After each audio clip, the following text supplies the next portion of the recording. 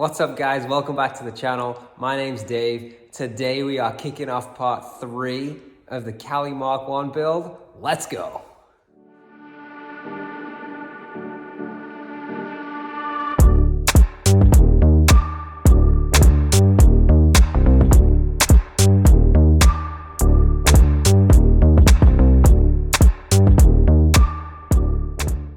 So my goal for this episode is to get that old diesel engine out, strip all the stuff off it that I don't need. Got to get all the coolant hoses out, got to drain the oil, drain the coolant, things like the radiator, got to get that out, take off a bunch of cables, all that good stuff that needs to come out so I can take the engine out, and then I can drop the VR6 in it and start plumbing that in. And my goal for this episode is to have the VR6 bolted in the engine bay so the vehicle can move around again and it's not just stuck on the lift.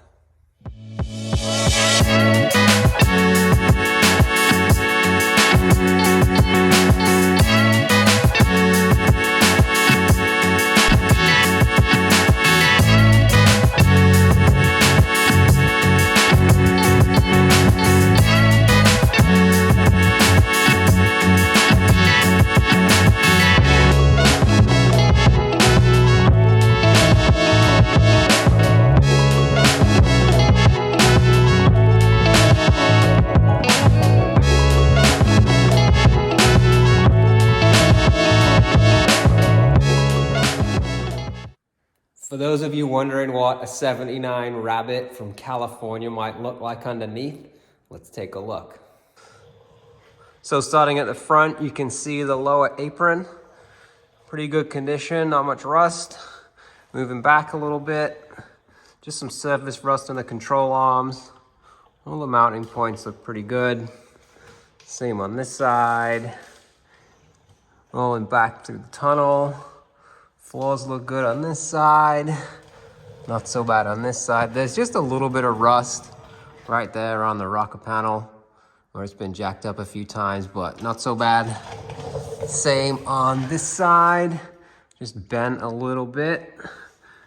Moving back. All around the gas tank.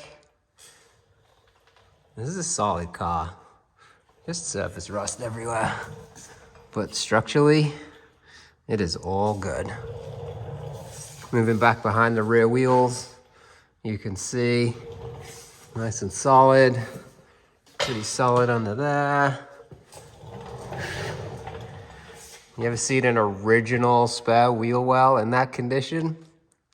Yeah, I didn't think so.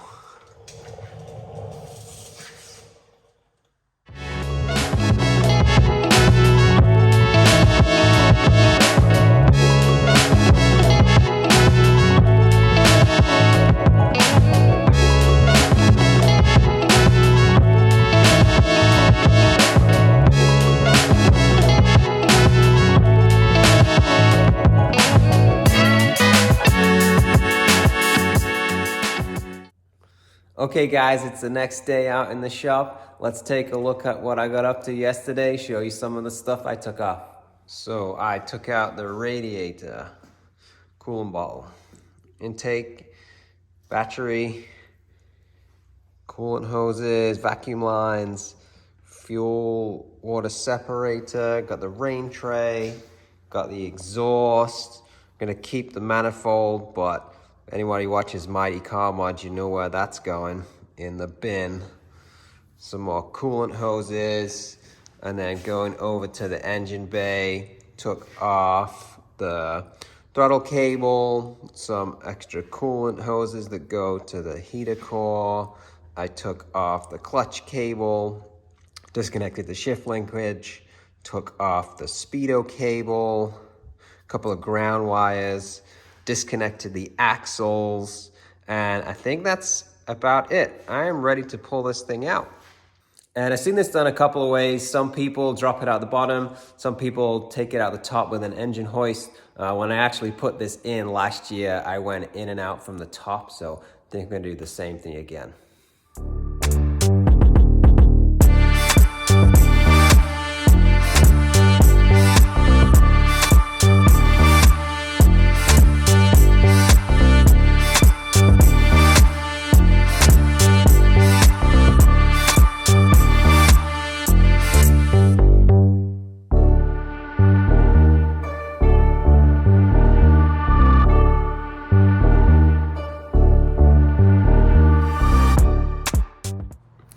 Okay, getting that out fought me a little bit. Pretty much my own fault. Two main reasons why. The first one was there's a mount on the back of the transmission which bolts to the underside of the car. I took the bolts off of the chassis, but I didn't actually take the bracket or the mount off of the back of the engine. That was hitting the gear linkage as I was trying to take it up. And same thing on the front, actually. There's like a little snub nose mount which goes to the front, kind of right about there. I didn't take that off either, so didn't quite have enough clearance. Once I'd taken those off, I managed to wiggle it out the top. So just a couple more things I need to take care of before I can slide the VR6 under here. Got to take the axles out. Don't think I'm going to have enough clearance with the old axles in. They've got to come out anyway, so out they come. And just a couple of wires and stuff in the engine bay. A couple more of the shift linkage rods had to come out.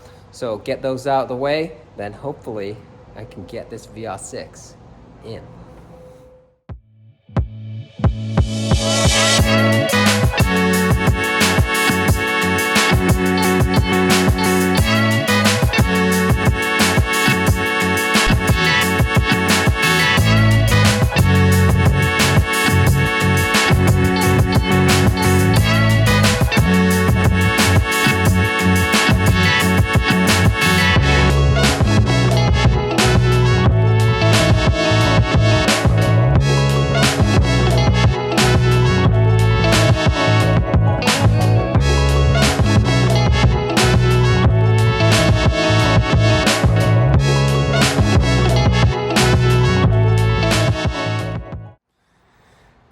Many hours, many distractions later, the VR6 is in the Rabbit.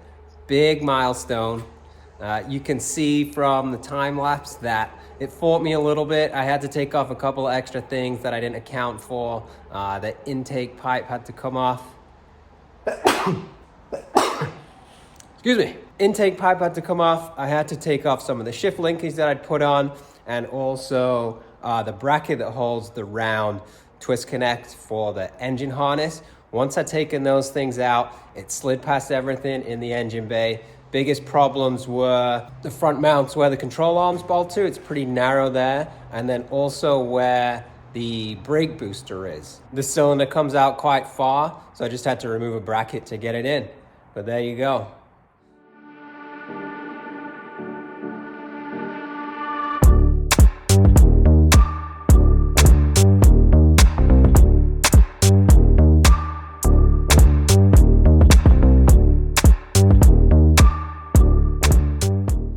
So big milestone, VR6 is in. I'm gonna wrap this episode up there. Again, thanks for watching, really appreciate it.